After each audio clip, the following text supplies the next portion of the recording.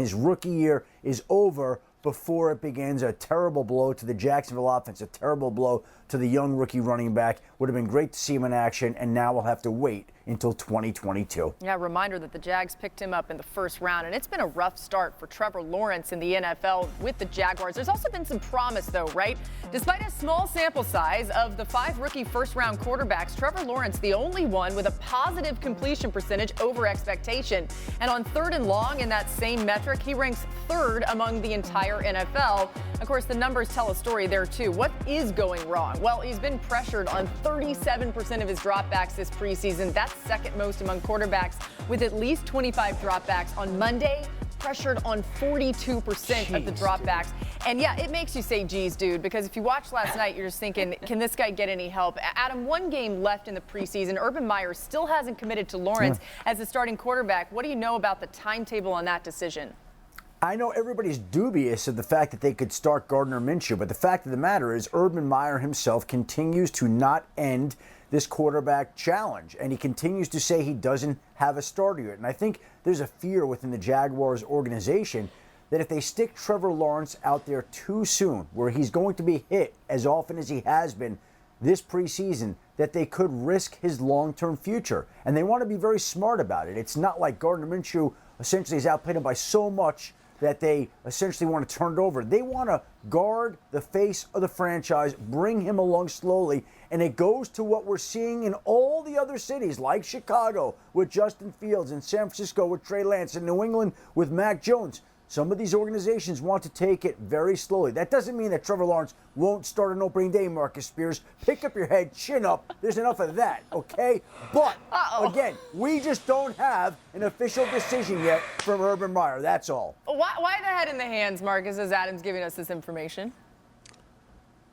Absolutely. Schefter, though, he's my guy, and he know that this is not geared towards him. But, see, this is the problem that I run into with this type of thought from Jacksonville.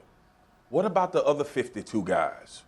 Are you putting the best guy out there to give them an opportunity to win games?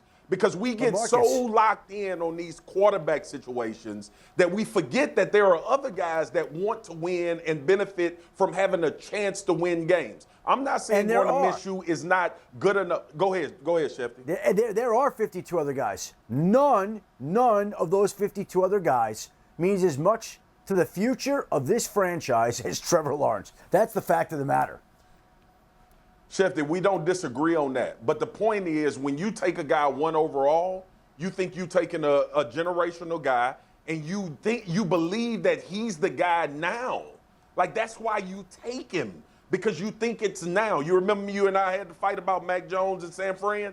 Because he wasn't the guy now. Like, I know that Trevor Lawrence should be the starter, but the fact that this is playing out and then we watch what we watch is a problem for me, Schefter. Okay, so the thing is, Mina, to the point of the other guys on the team, when Lawrence is on the field, the team is still struggling. Where do you think the lion's share of this blame falls? It starts with the offensive line. Well, really, it starts with the general manager, because they knew what the condition of the offensive line was going into the season. Now, should be noted, this is the offensive line we saw against New Orleans is not the offensive line we're going to see in week 1. They franchise tagged Cam Robinson, left tackle, didn't play.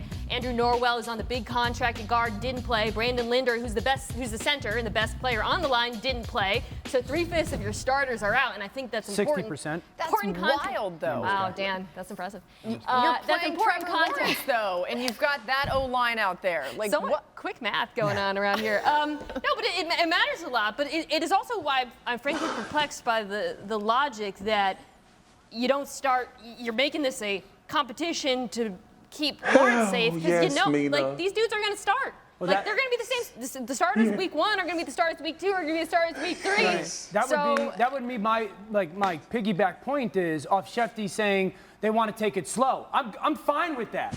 Then don't play him in a preseason game with 3 starters out of the game. Yes. You know what I'm saying? Like, if you're going to take it slow, then say you're going to take it slow.